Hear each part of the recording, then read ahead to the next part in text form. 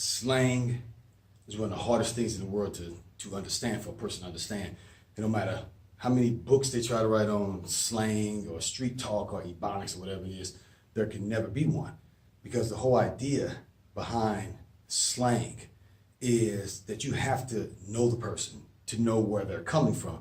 You have to understand the person. You have to understand how they mean things. You have to understand what they've been through. So when they say something that's a slang term, you can understand the true definition of where they're coming from, which communication is the biggest problem that we have in America. You know, we've got a lot of different languages going and flowing. We got so many different religions. It's the giant melting pot. So it's a giant melting pot of all these people who think their way is correct, or they think the way that they interpret things is what's right and there's no other way. You know, whatever. No, this is the way I look at it, so that's what's correct, which causes us wars, causes us all these problems we have. So I'm going to give you a definition because you hear me use a word a lot, and this word is gangster.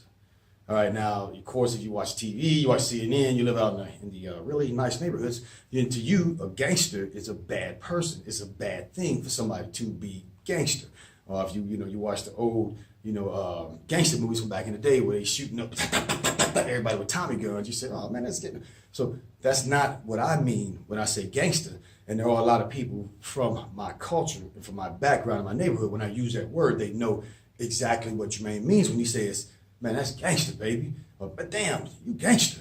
You know, that's a compliment. That's actually one of the biggest compliments that I can give you. There's actually one compliment above that y'all ain't even ready to hear about from me, that I could call somebody. So we don't even talk about that right now until I can see that you guys out there are starting to think for yourself and figure this out. Because when you start thinking for yourself, then you can interpret things the way you interpret, but you can understand the way I'm trying to tell you. I interpret that we come together and we listen to each other, talk to each other, and we figure out all kinds of new stuff. And the least we do is we learn how to get along. So when I say gangster, you see me and I see something and somebody does something, and I say, damn, that was gangster. Or, somebody says something, I say, man, he's straight gangster with that. What that is a compliment. What I'm saying is, to be gangster, all right, from my terminology, means you're a person who will stand and die for what you believe in, regardless of who does or does not like it. All right, it has nothing to do with being a criminal or doing things wrong. Most of the time, it has to do with doing things right when you're standing against oppressors or corruption or crooked people, because you know that when I do this or when I say this, the powerful crooked are going to come after me and come down on me, and I don't give up. I'm going to do it. I'm going to say it. That's gangster. So that's what that means. So I just want to give you guys a little idea on that now, so you can understand what I mean when you see me posting gangster. When your kid does something awesome in gymnastics, and I say, dang, that was gangster. That means they put themselves at risk regardless of what it was. They was going to take their risk, take that chance on getting hurt. So that's what that means. It's a compliment.